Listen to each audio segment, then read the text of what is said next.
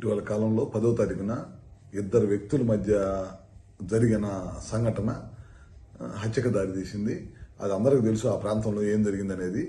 దాన్ని వైఎస్ఆర్ పార్టీకి సంబంధించిన నాయకులు కానీ ఆ పార్టీ వాళ్ళు కానీ అందరూ కూడా కలిసి దాన్ని రాజకీయ హత్య కింద మార్చేసి మా తెలుగుదేశం పార్టీ మీద బురద వీసే ప్రయత్నం చేస్తూ ఉన్నాడు. ఈ రాష్ట్ర ప్రజలందరికీ కూడా తెలుసు నాయుడు గారు ఎలాంటి వారు, లేకపోతే తెలుగుదేశం పార్టీ ఎలాంటిదో తెలుసు. అదేవిధంగా వైఎస్ఆర్ పార్టీ ఏంటో అనేది ఒకసారి గత 5 సంవత్సరాల్లో పరిశీలిస్తే మీ అందరికీ తెలిసింది.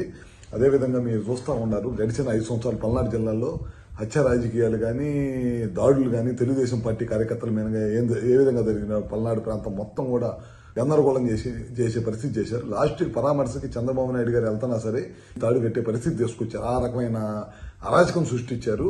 ఇవాళ చూడండి, ఏ గ్రామంలో ఎక్కడన్నా ఈ విధమైన ఉండయా? గతంలో ఊర్లో గ్రామాల్లో గొడవలతో రక్తాలు పడితే మా ప్రభుత్వం అధికారంలోకి వచ్చిన తర్వాత గ్రామానికి వ్యవసాయ భూముల్లోకి నీళ్లు భరించే ప్రయత్నం చేస్తున్నాము. అంత బ్రహ్మాండంగా మేమంతా పనిచేసుకుంటా రైతులకి నీళ్లు అందించుకుంటా ఆ కార్యక్రమాల మీద ఉన్నాం. చిన్న సంఘటన కూడా మా పార్టీకి భూయాలని ఉన్నారు. మీరు చూస్తే ఒకసారి వాస్తవాల్లోకి వెళ్తే పల్నాడులో పోయినసారి గవర్నమెంట్లో ఒక్క ఎరపతినేని గారి కాన్స్టిట్యున్సీలోనే దాదాపు 300 మందిని ఒక గ్రామంలో మాచవరం గ్రామం పిన్నెల మాచవరం మండలం పిన్నెల గ్రామంలో ఒకే 300 మందిని అసలు ఆ ఊర్లో నుంచి పారిపోయారు. వీళ్ళ దెబ్బకి పొలాలన్నీ బీడు పెట్టుకున్నారు, ఇళ్ళన్నీ వదిలేసి వెళ్ళిపోయారు. ఎక్కడో కూలికి నాలికి రైతులుగా ఉండే ఊర్లో వాళ్ళందరూ కూడా కూలి నాలికి వెళ్ళి పనిచేసుకోవాల్సిన పరిస్థితి ఉంది. దాదాపు అదే ఒక్క కాన్స్టిట్యున్సీ లో 12 మందిని చంపేశారు. అందుట్లో 2 ఎస్సీలు ఉన్నారు. మన చంద్ర గారి బీసీ, ఆయన కుటుంబాన్ని రోడ్డు మీద తెలుగుదేశం పార్టీ కార్యకర్త అని తెలిసి కూడా కిరాతకం చంపేశారు. అదే కాకుండా అక్రమ మైనింగ్ చేశారు. విపరీతంగా చేసేసి ఆ గుంటలు ఉంటే ఆ గుంటల్లో కూడా పిల్లలు చనిపోయి 7-8 మంది పిల్లలు చనిపోయినా సరే ఎవరు కూడా పట్టించుకోలేదు.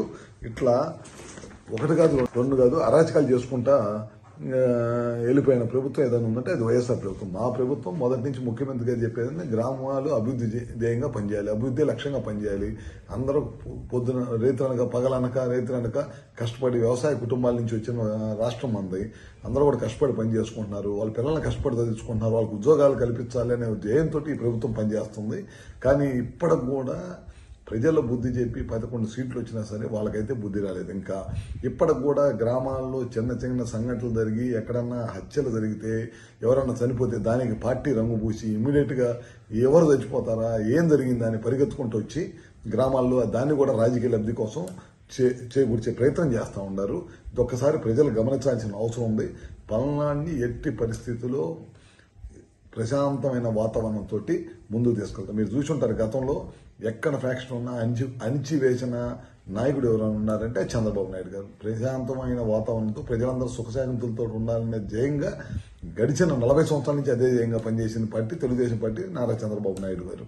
మీరు చూస్తూ ఉన్నారు జగన్మోహన్ రెడ్డి వచ్చిన దగ్గర నుంచి ఏ విధంగా హత్య రాజకీయాలు జరిగినాయో, ఏ విధంగా తెలుగుదేశం పార్టీ మీద దాడులు చేశారో, లాస్ట్కి చంద్రబాబు నాయుడు మీద కూడా అక్రమ కేసు పెట్టి జైల్లో పెట్టిన పార్టీ అది. మా పార్టీకి ఆ పార్టీకి సంబంధం లేదు. అది ప్రజల అక్రమ సంపాదన మీద పెట్టిన పార్టీ మాది, తెలుగువాడి గౌరవం మీద పెట్టిన పార్టీ మాది. ఇలాంటి హత్య రాజకీయాలకు సంబంధించి ఏ చిన్న సంఘటన రాష్ట్రం నలుమూలల ఎక్కడ చిన్న సంఘటన జరిగినా సరే ప్రభుత్వం సీరియస్గా ఉంది. డిపార్ట్మెంట్ కూడా చాలా సీరియస్గా తీసుకొని ఎక్కడ కూడా చిన్న సంఘటన జరిగినా ప్రభుత్వం కానీ ముఖ్యమంత్రి చంద్రబాబు నాయుడు గారిని ఎట్టి పరిస్థితుల్లో ఉపేక్షించే ప్రసక్తి లేదు.